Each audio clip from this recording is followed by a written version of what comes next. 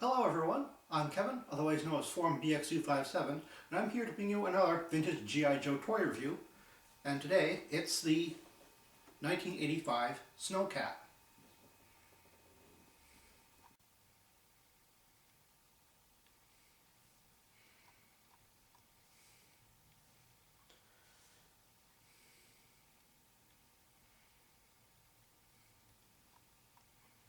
On the prototype picture, Frostbite's goggles are actually painted in here, unlike the production model.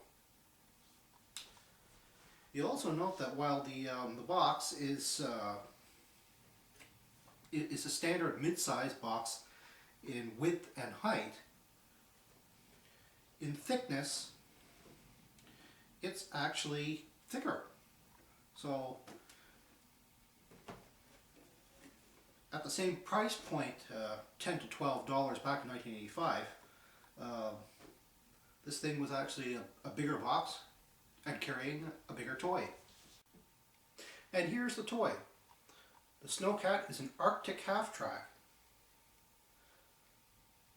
Its main weapons are its four box-mounted missiles, which are removable. The turret obviously pivots and rotates.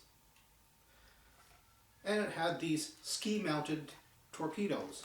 I guess the term ski-pedos hadn't quite been coined yet. And they fit onto the back track sills. There are two pieces, as you can see.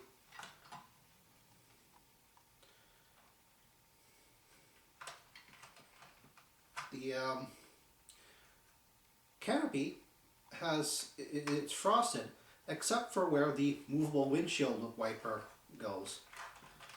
And inside there's room for two.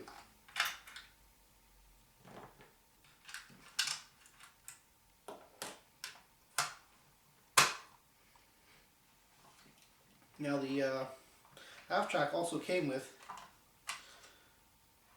a removable engine cover.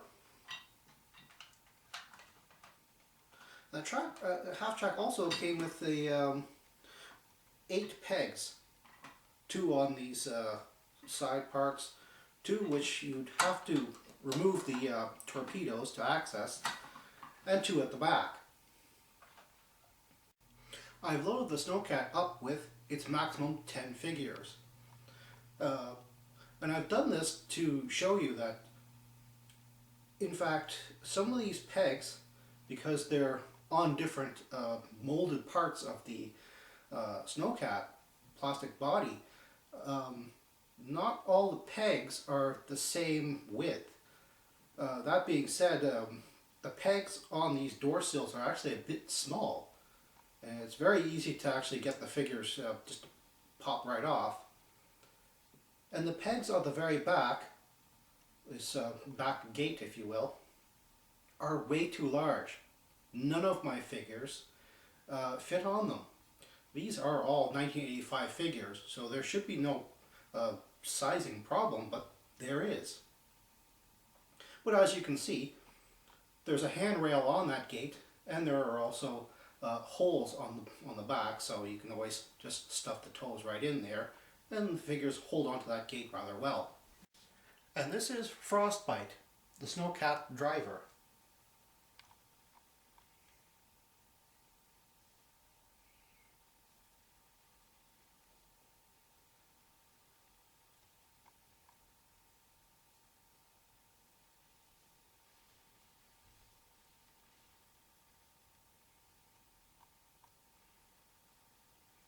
He came with a rather large M16. As you can see here, it's made even bulkier by this huge scope. But the scale of this M16 is actually different than the scale of, let's say, Footloose's M16.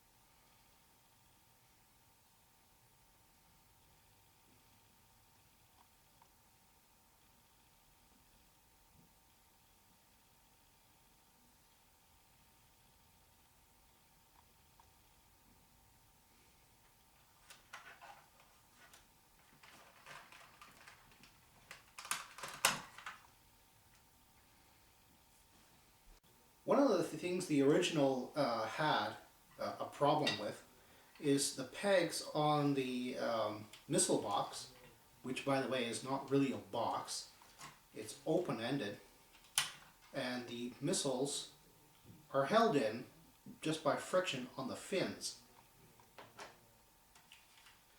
These pins are always breaking off. Mine are broken actually, and are only held in just by a rubbery glue.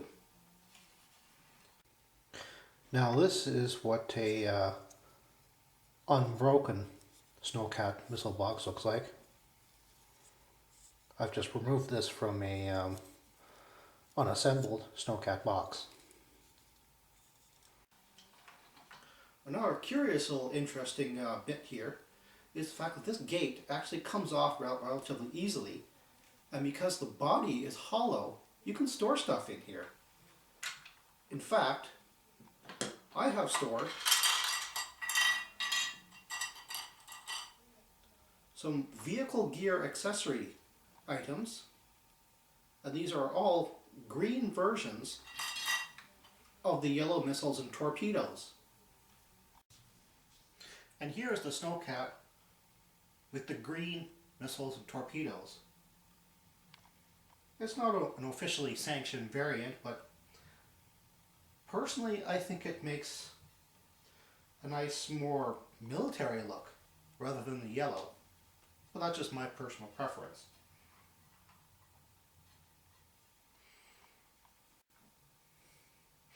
And that was my review of the 1985 Sno Cat.